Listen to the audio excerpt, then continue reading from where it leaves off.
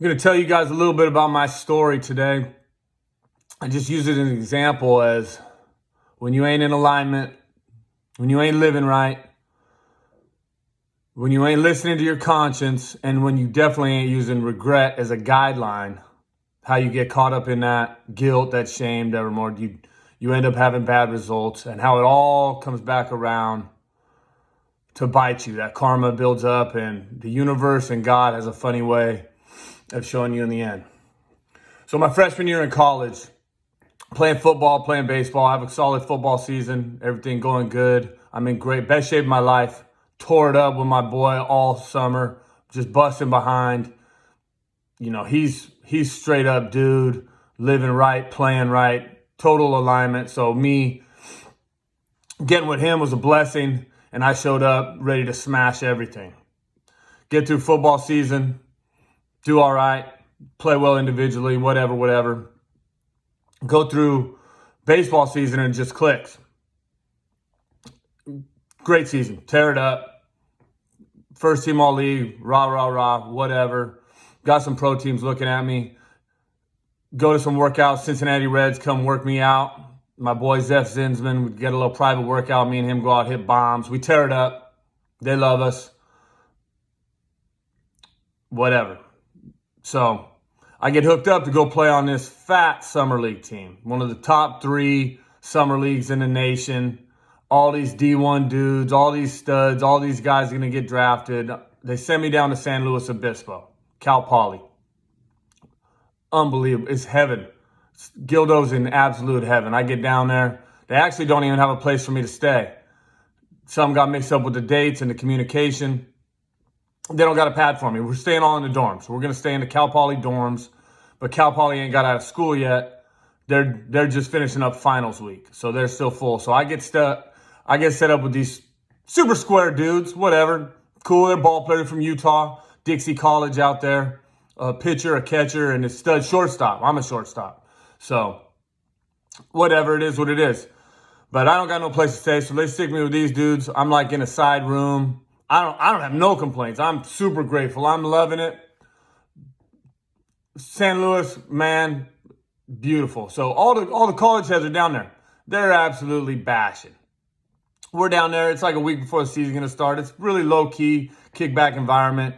Get to the ballpark around 1. I was eating. I didn't have a dime money to my name. Didn't have nothing, right? So I'm eating at the ballpark, all the spreads, all everything, whatever. And at nighttime, everything's cracking. All the college heads from Cal Poly are absolutely raging. So I'm all in. At this point, I'm drinking, smoking. I'm drinking and smoking all through my freshman year. Still hadn't learned. Still hadn't used regret as a guideline. All the missed opportunities through high school and all that. Still not listening to my conscience when it's telling me, hey, drop the drink, drop the smoke. Still living wrong. Way out of alignment. Faking the funk like I want to be a pro ball player, but not living that life. At any rate, back to the story. So I'm getting along great with everyone. I'm meeting friends every day, every night, and I'm talking about these fools are bashing. Beautiful women, college, my age, we're hitting it off. I mean, unlimited drugs, alcohol, weed, whatever. They're raging out there every night. So, like I said, I don't even got a bed. I'm just in like some side room. So I'm staying the night.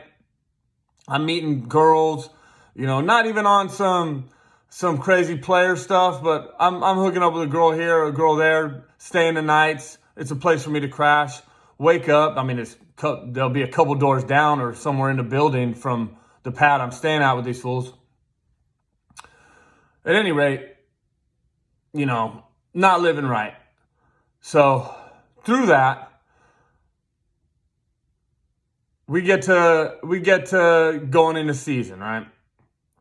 Now, these dudes don't appreciate what I'm doing. Little do I know, because I'm cool as shit with them. I'm hella chill with them all. Inviting the dudes, hey, come on, man, these fools are cool. Let's go. Little dude Chris, try to take him. Let's do Bobby. Let's do Kurt. I try and take them. They don't want to go. They ain't feeling it. They're smart. They're there for one reason only. It's me who's way out of whack, but I'm not even tripping. I'm like, this is how we do it. So I'm bashing every night. Turns out, dude Kurt gets drafted. So he's going to cut out. Well, they're so player hated out, him and his boy Chris, on the way out of town, they hit up the manager of the team. They hit up the security at the dorms. And they tell him, hey, in room whatever dorm we're staying in, this fool in there smoking weed. Smells like weed everywhere, whatever. Straight breezy move. I mean, but it is what it is. You reap what you sow. You get what you deserve. So, at any rate, security comes in. I'm reading the morning paper, chilling, drinking coffee. Ain't no weed. I don't got no money. I don't got no weed. I don't got nothing. He just busts in the door like, hey, what's going on here? I'm like, nothing, man. Can I help you? Whatever. You don't need all the details. At any rate, the general manager comes down from the team, sees that it's all gravy, nothing going on. I'm like, a dude named Tim Golden, straight up dude, cool dude. I'm like, Tim, there ain't no weed here. You don't smell like weed. Like, tell me what's going on. He don't know what's up. It's all gravy. Whatever. Show up to the ballpark that night. Now, the manager is this ex-big leaguer named Roy Howe, and the bench coach is some wannabe ex-big leaguer, some pencil neck, Kerry Conklin, and I've held a grudge on him for a long time. I finally got to a point where I don't and everything, but I've always been like, those are two little breezies. But at any rate, I show up, eat my meal, get my work in, get my early work. I'm always there for early work. That was never the thing with me. I was there for early work. I was in for all the workouts, straight ball, it was the side stuff that always got me. Anyways, we get it's about 10 minutes before the game. Bench coach comes down. The catcher coach calls, hey, Barry, Skip wants to see you. I'm like, oh, I'm not even getting much run on the team. That's how, we got legit dudes from all over, SEC, Pac-10, Big Ten, all these fools, ballers. It's a baller league, right? I'm happy to be there. I'm loving life. Straight team dude, getting my work in. I'm like, oh, somebody must have got hurt, got sick, whatever. I'm going to get in the lineup. I get down there, this fool Roy Howe confronts me in the dugout in front of everyone. What happened at the dorm? Long story short, me and him he kicks me off the team. We get in a blowout. I lose my temper. Another one of my vices, of course. I run my mouth, lose it, cuss him out, whatever. I'm heartbroken. It's a super low point in my life. Super low, right? I get booted, don't get drafted.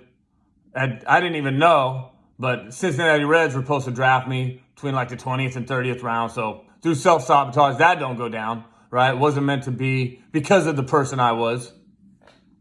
So I get booted out, right? Through the grace of God, I get more opportunities. He blessed me with a lot of talent, blessed me with opportunity. Go back, run through Gav, play well. A couple years later, end up at Sonoma State. Still doing the bull crap. Still not learning the lessons. Still not using regret as the guideline. Still not aligned with my goals, with my purpose. Still not listening to my conscience. Drinking, smoking, acting a fool. Not living right. At any rate, we got a baller squad, man. Bunch of good dudes, man. Love all them dudes to this day. None but love. Stay in contact with a bunch of them. Anyway, we got a squad my senior year. Number one team in the West. We go out to Hays, Kansas to this, super regional, for lack of a better term. D2 is a little different than D1 for you baseball fans. But at any rate, this is the tournament to go to the College World Series, the Final Eight.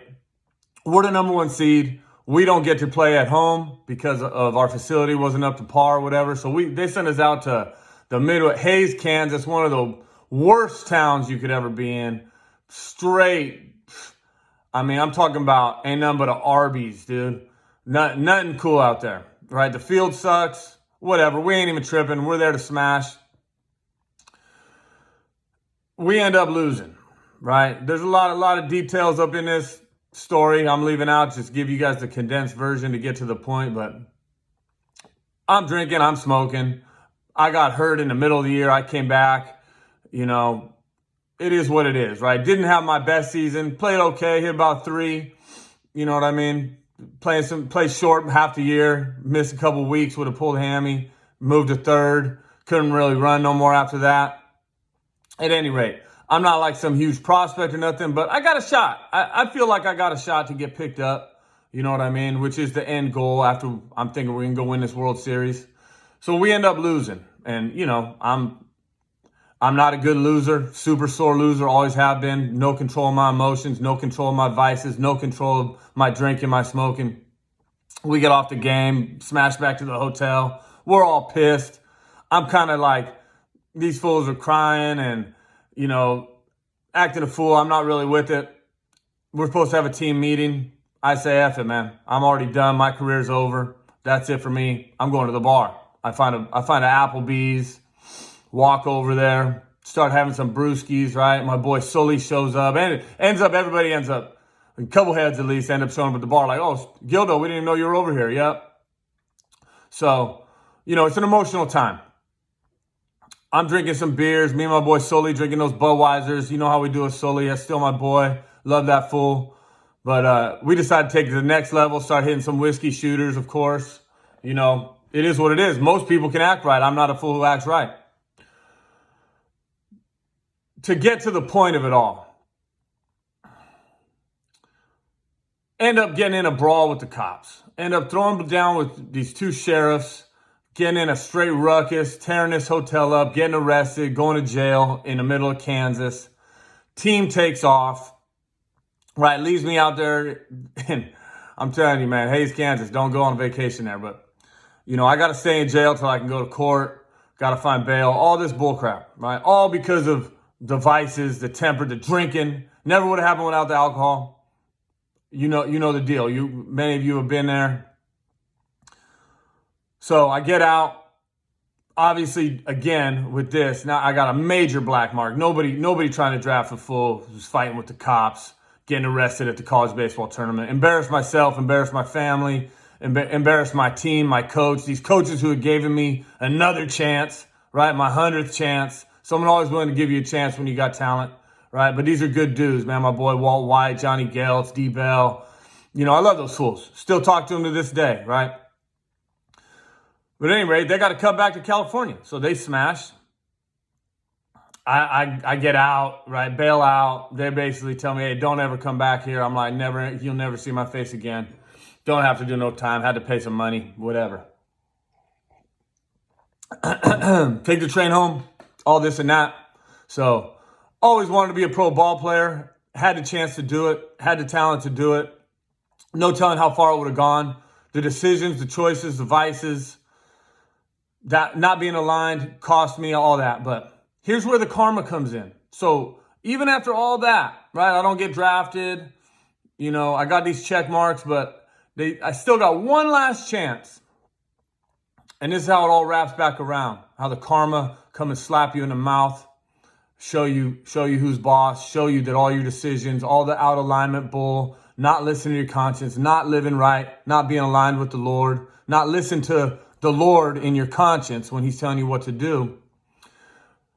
I get invited or whatever, end up at this Bay Area combine. This is last chance for a team to pick you up, sign you, whatever, $100, not even probably give you no money, but you get in an organization, right?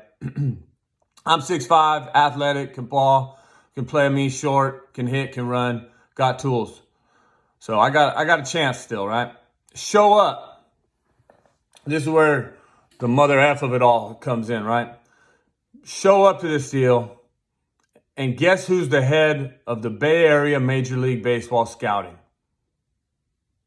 Roy Howell and Kerry Conklin. The same fools who I already had the black marks from smoking weed, drinking, partying, acting a fool, living out alignment. Needless to say, I didn't get a look. I didn't get signed. I didn't get no contract.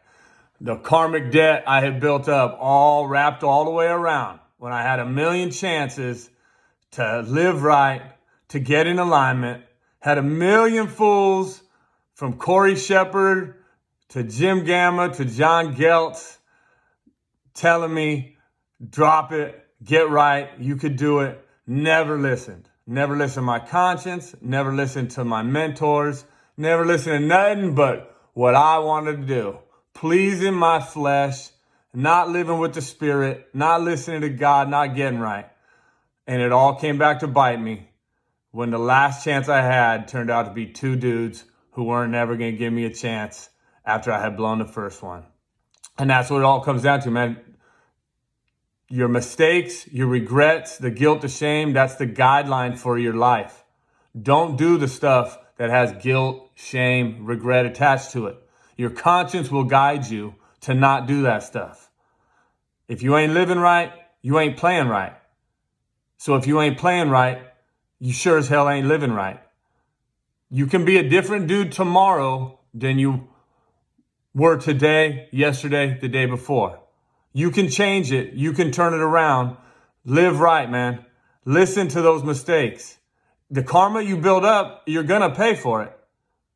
But that means you got to start building up that good karma. All right? Get in those good habits. Drop the vices. Bad shit going to happen to you if you don't. Get in line with the Lord. Start getting after it, man. It's all love. That's what happened with me. Don't let it happen to you. Don't let it happen to your loved ones. Be the example.